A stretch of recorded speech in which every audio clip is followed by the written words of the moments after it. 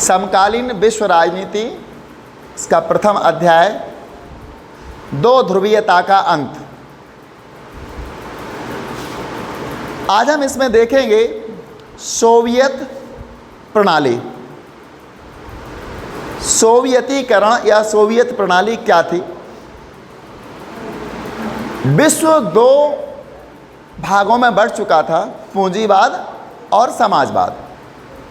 पूंजीवाद का प्रतिनिधित्व अमेरिका के द्वारा किया जा रहा था, जो कुछ राज्यों का संघ था, USA, United state of America, यानी कि संयुक्त राज्य अमेरिका। ये पूंजीवाद का समर्थन कर रहा था। इसकी विचारधारा पूंजीवादी थी। और पूंजीवादी विचारधारा में क्या होता है? उत्पादन के साधनों पर निजी लोगों का स्वामित्व होता है। निजी लोगों का स्वामित्व होता है पूंजीवादी विचारधारा में। जबकि समाजवादी में उत्पादन के साधनों पर सरकार का पूरा नियंत्रण होता है, अर्थव्यवस्था पर सरकार का पूरा नियंत्रण होता है। देखना बस दो बातें हैं, अर्थव्यवस्था है निजी लोगों के हाथ में है तो पूंजीवादी व्यवस्था हो गई, और सरकार के हाथ में है, सरकार का नियंत्रण है तो समाजवादी व्यवस्था हो। तो सोवियतीकरण का मतलब है सोवियत संघ में समाजवादी व्यवस्था थी, समाजवादी विचारधारा थी। यहाँ हमने लिखा है सोवियत समाजवादी सोवियत गणराज्य। सोवियत प्रणाली क्या थी? तो समाजवादी सोवियत गणराज्य, यूएसएसआर, यानी union of Soviet socialist Soviet socialist Republic, यानी समाजवादी सोवियत समाजवादी गणराज्यों का संघ ये बना। इसमें 15 राज्य सम्मिलित थे, इसमें 15 राज्य सम्मिलित थे। और इसका उदय 1917 की रूसी क्रांति के बाद हुआ। 1917 में रूस में एक क्रांति हुई थी।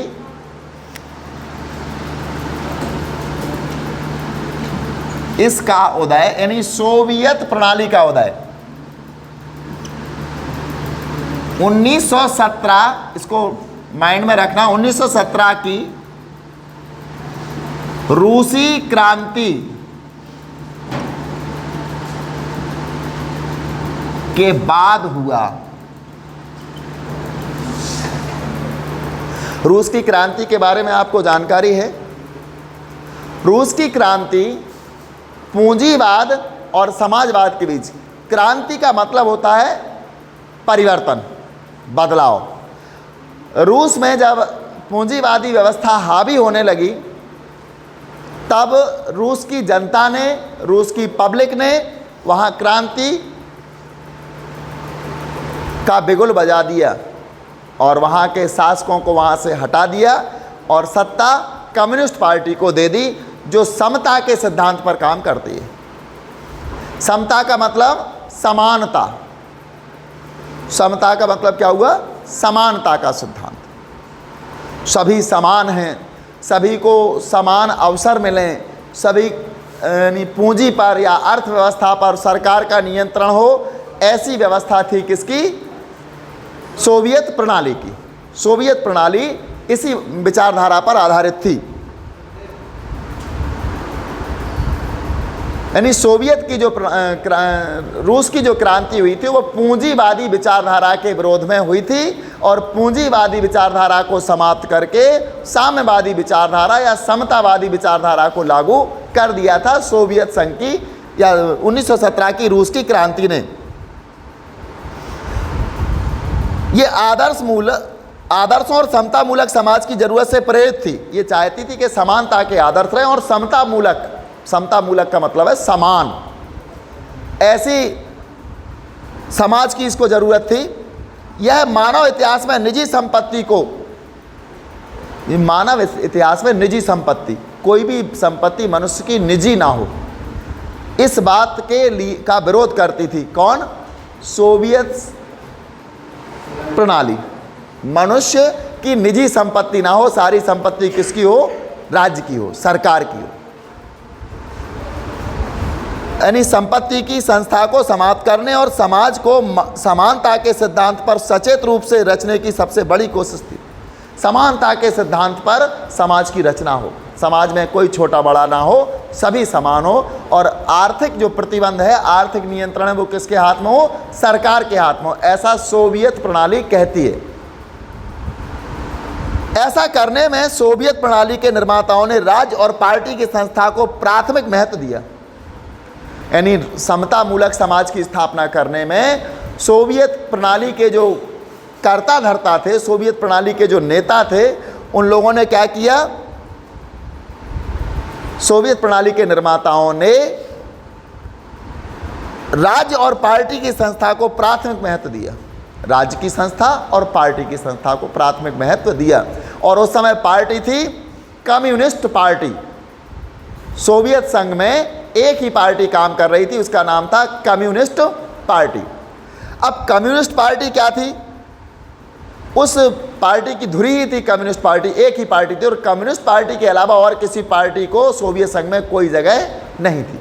केवल एक ही पार्टी रहेगी और उसका नाम था कम्युनिस्ट पार्टी।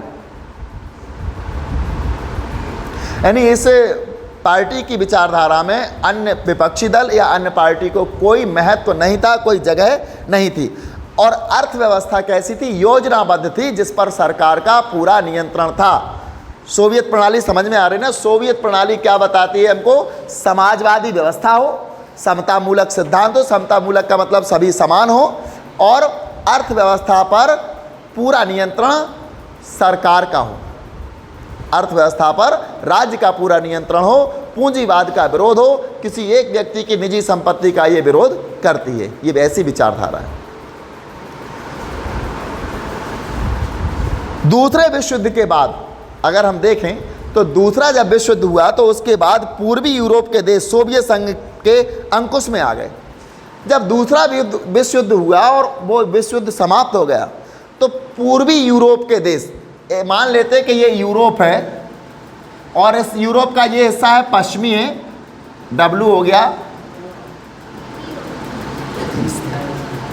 ईस्ट हो गया, ये नॉर्थ हो गया और ये साउथ हो गया। तो इसके यूरोप के जस्ट इधर रूस आ जाता है, सोवियत संघ आ जाता है। तो जब द्वितीय विश्व युद्ध हुआ तो विश्व युद्ध के बंटवारे में कुछ देश थे पूर्वी यूरोप के। कौन से यूरोप के थे? ये पूर्वी यूरोप था। ये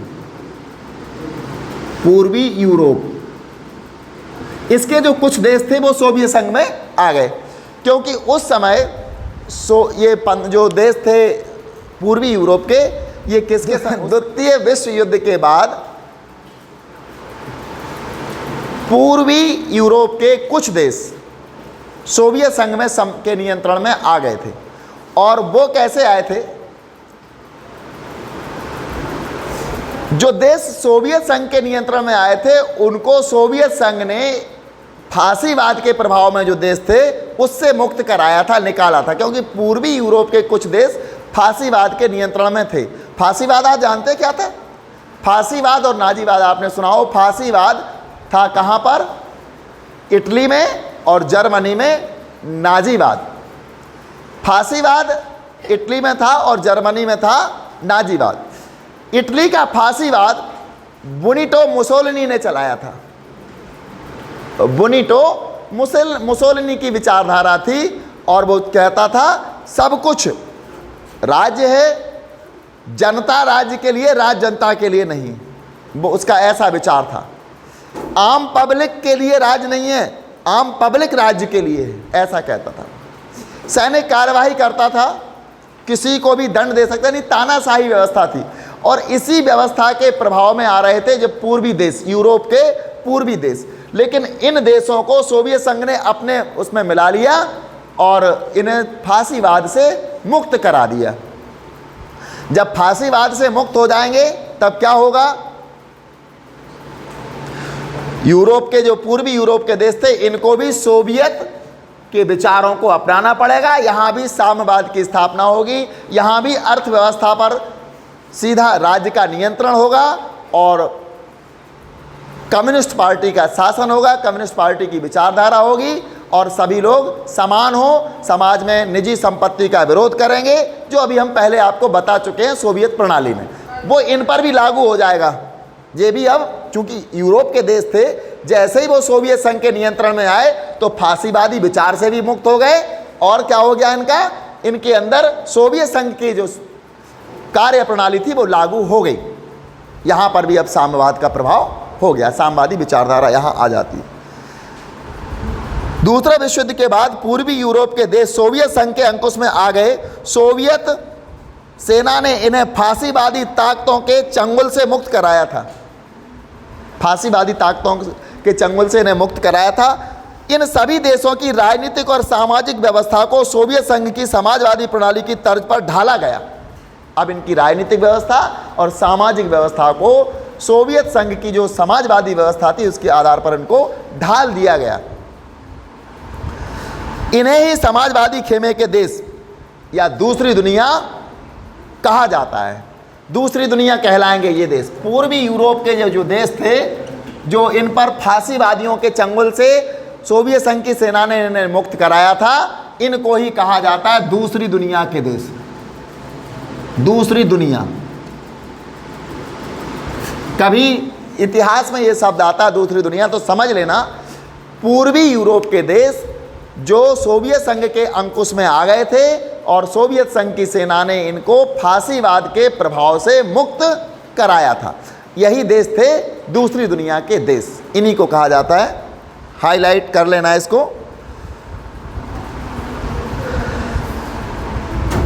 इस खेमे का नेता समाजवादी सोवियत गणराज्य था, और इस पूरे खेमे का नेता कौन था, समाजवादी सोवियत गणराज्य था, USSR, पूरा संगठन ही नेता था।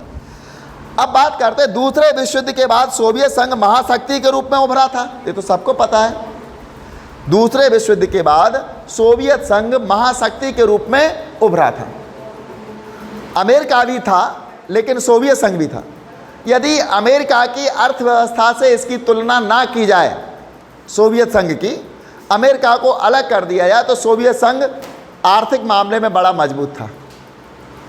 यहाँ पर्याप्त मुद्रा भंडार, व्यापार में मजबूत, बेरोजगारी यहाँ थी ही नहीं, बेरोजगारी तो यहाँ थी ही नहीं, और सभी को समानता के आधार पर कार्य देना इसका मुख्य उद्देश्य था।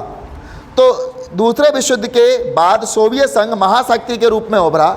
अमेरिका को छोड़ दें तो सोवियत संघ की अर्थव्यवस्था शेष विश्व की तुलना में कहीं ज़्यादा विकसित थी। अगर अमेरिका से इसकी तुलना ना करें तो शेष विश्व की तुलना में सोवियत संघ की अर्थव्यवस्था ज़्यादा विकसित थी।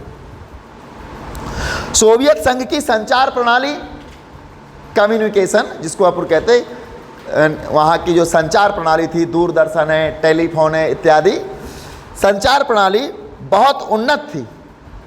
उसके पास विशाल ऊर्जा संसाधन थे, विशाल ऊर्जा के संसाधन थे, जिसमें खनिज तेल, ये ऊर्जा का संसाधन होता है खनिज तेल, जिसको पेट्रोलियम पदार्थ हम बोलते हैं, एक खनिज तेल होता है। खनिज का मतलब होता है खुदाई से प्राप्त, जो भी हमें खुदाई से वस्तुएं मिलती हैं वो सब खनिज कहलाती हैं। तो ये खनिज तेल, लोहा और इस्पात तथा मशीनरी उत्पाद शामिल है, यानी सोवियत संघ इन सब चीज़ों में मजबूत था। ऊर्जा संसाधनों में, खनिज तेल में, लोहा, इस्पात और अन्य वस्तुओं में, मशीनरी के उत्पाद में, सब में ये मजबूत था। सोवियत संघ के दूर दराज के इलाके में भी आवागमन की सुव्यवस्थित और विशाल प्रणाली के कारण आपस में जुड़े हुए थे। यानी सोवियत संघ के जो दूर दराज के इलाके थे वो भी क्या थे, आवागमन वहाँ सुगम था, आवागमन के साधन थे, इसलिए वो एक दूसरे से जुड़े हुए थे। घरेलू उपभोक्ता, जो घरेलू उपभोक्ता होते, घरेलू वस्तुओं का उपभोग करते हैं, घरेलू उपभोक्ता उद्योग भी बहुत उन्नत था। जो डोमेस्टिक उपयोग हेतु वस्तुएं बनाते हैं वो उद्योग भी बड़ा उन्नत था, और पिन से लेकर कार तक सभी चीज़ों का उत्पादन यहाँ होता था। अगर हम कहें तो पिन से लेकर कार तक सभी वस्तुओं का उत्पादन यहाँ होता था। हालांकि सोवियत संघ के उपभोक्ता उद्योग में बनने वाली वस्तुएं गुणवत्ता के लिहाज से पश्चिमी देशों के स्तर से की नहीं थी। सोवियत संघ में पिन से लेकर कार बनाते थे सोवियत संघ के, सब बनाने में ये सक्षम था। लेकिन अगर देखा जाए तो पश्चिमी देशों की तुलना में, पश्चिमी देश यानी कि अमेरिका की तुलना में सोवियत संघ में बनने वाली जो वस्तुएं थीं उनकी गुणवत्ता इतनी अच्छी नहीं होती थी। गुणवत्ता इतनी अच्छी नहीं थी। जो पश्चिमी देश बनाते थे उसकी गुणवत्ता की अपेक्षा सोवियत संघ की वस्तुओं की गुणवत्ता इतनी अच्छी नहीं थी। लेकिन सोवियत संघ की सरकार ने अपने सभी नागरिकों के लिए एक न्यूनतम जीवन स्तर सुनिश्चित कर दिया था। क्योंकि सोवियत संघ में साम्यवादी विचारधारा थी। जब साम्यवादी विचारधारा थी तो होता क्या है, सोवियत संघ की सरकार ने क्या किया, वहाँ के नागरिकों के लिए एक न्यूनतम जीवन शैली निश्चित कर दी। न्यूनतम जीवन शैली निश्चित कर दी। कैसी कर दी कि आपको इन चीज़ों का उपयोग तो करना ही करना है, इससे ज़्यादा नहीं। सब व्यक्तियों को एक न्यूनतम, एक लो स्टैंडर्ड उनका बना करके कि ये आपको इतना इतना वस्तुएं मिलनी ही मिलनी है, तभी साम्यता होगी। तो न्यूनतम कर दिया कि आपको एक महीने में इतना भोजन का सामग्री उपलब्ध होगी आपके लिए। इसके लिए रेट लिस्ट भी फिक्स की थी वहाँ पर, कोई वस्तु महंगी ना बिके, सबको समान उस तरफ से मिल सके, तभी तो साम्यवाद होगा।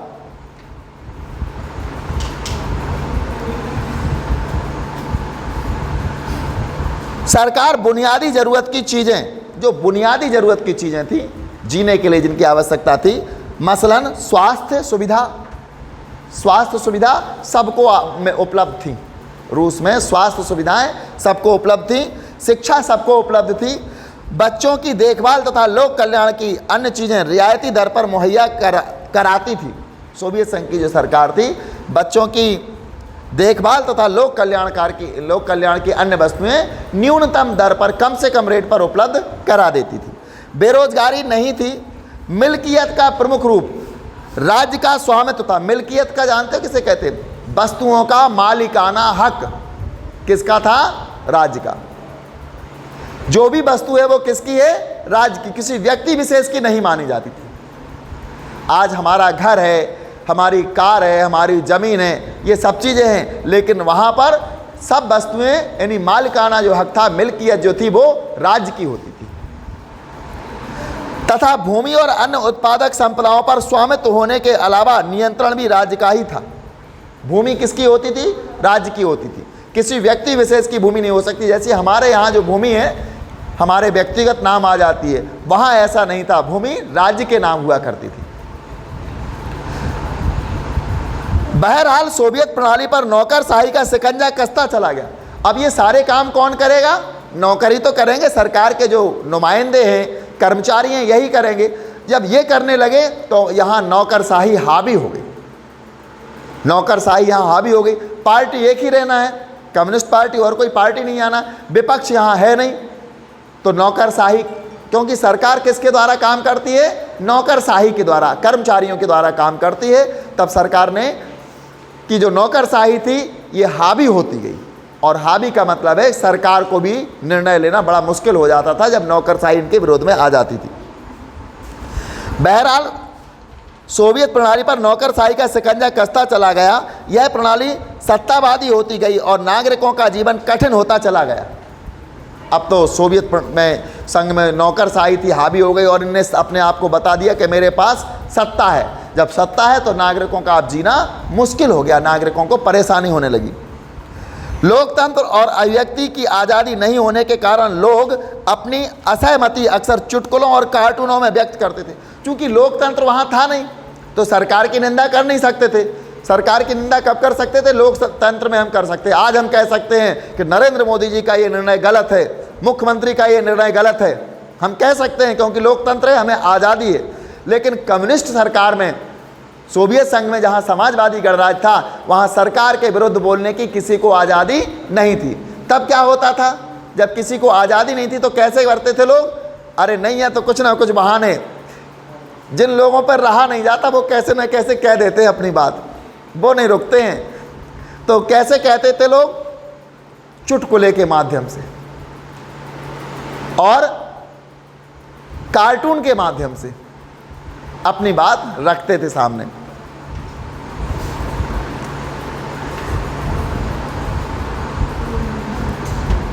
सोवियत संघ की अधिकांश संस्थाओं में सुधार की जरूरत थी, क्योंकि अफसरशाही हावी हो चुकी थी वहाँ, तो वहाँ की ज़्यादातर संस्थाओं में सुधार की आवश्यकता थी। सोवियत संघ में एक दल यानी कम्युनिस्ट पार्टी का शासन था और इस दल का सभी संस्थाओं पर गहरा अंकुश था।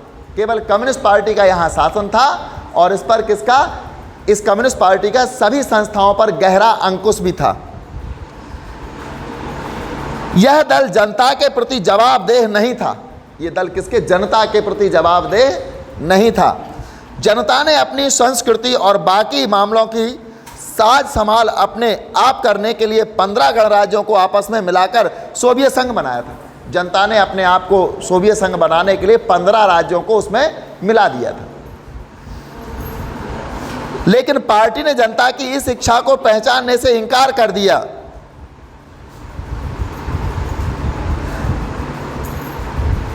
कम्युनिस्ट पार्टी जनता के प्रति जवाबदेह नहीं थी, कोई उत्तरदायित्व नहीं था जनता के प्रति, जबकि जनता ने कम्युनिस्ट पार्टी को वहाँ इसलिए बनाया था, 15 गणराज्य इसलिए बनाए थे कि हमारी संस्कृति सुरक्षित रहे और हमारी सुरक्षा हो। लेकिन ऐसा सरकार ने नहीं किया, जनता की इच्छाओं पर खरी नहीं उतरी सरकार। हालांकि सोवियत संघ के नक्शे में रूस संघ के 15 गणराज्य में से एक था। रूस तो उसमें से एक ही था, 15 राज्यों में से रूस केवल अकेला था। लेकिन वास्तव में रूस का हर मसले में प्रभुत्व था। ये 15 राज्य हमने अभी आपको बताए थे रूसी गणराज्य में सम्मिलित, इनमें से रूस अकेला था, 14 अलग थे। लेकिन इसके बावजूद भी रूस का ही वहाँ वर्चस्व था, उसमें वर्चस्व रूस का ही था।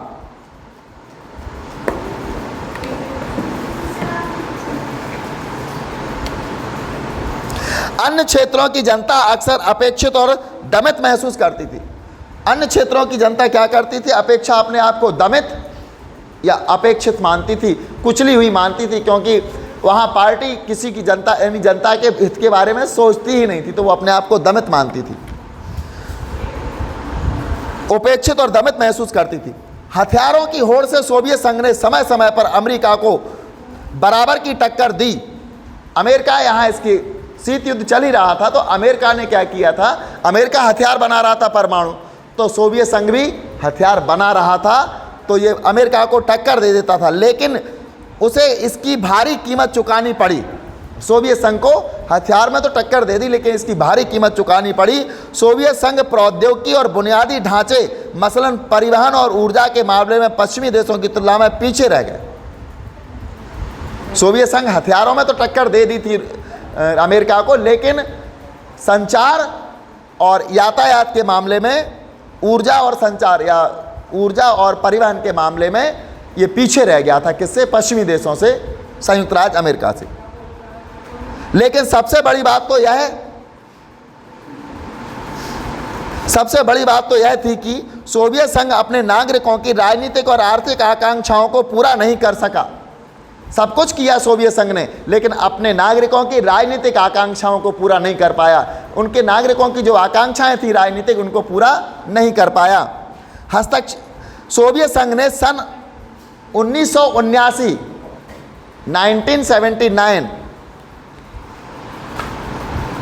में अफगानिस्तान में हस्तक्षेप किया। अफगानिस्तान में सोवियत संघ ने हस्तक्षेप किया। इससे सोवियत संघ की व्यवस्था और भी कमजोर हुई। हालांकि सोवियत संघ में लोगों का पारिश्रमिक लगातार बढ़ा। पारिश्रमिक यानी उनकी मजदूरी बढ़ती गई। सोवियत संघ में लोगों की मजदूरी बढ़ती गई, लेकिन उत्पादकता और प्रौद्योगिकी के मामले में वह पश्चिमी देशों से बहुत पीछे छूट गया। हमारे सोवियत संघ की प्रौद्योगिकी उसकी तुलना में पीछे थी। तकनीकी जो वहाँ की थी वो उसमें पीछे था सोवियत संघ। इससे हर तरह की उपभोक्ता वस्तु की कमी हो गई। खाद्यान्न का आयात साल दर साल बढ़ता गया। 1970 के दशक के अंतिम वर्षों में यह व्यवस्था लड़खड़ा रही थी और अंततः ठहर सी गई। 70 के दशक तक आते आते सोवियत प्रणाली की व्यवस्था लड़खड़ा रही थी और ठहर सी गई। अब होगा सोवियत का विघटन। सोवियत संघ का कैसे विघटन हुआ, किस नेता के सहयोग से हुआ, ये हम अगले वीडियो में आपको बताएंगे। तो ये सोवियत प्रणाली थी, इसको हमने अच्छे से समझा। बार बार इसको देखें और समझें, जिससे कि तुम लोगों को सही से समझ में आ सके।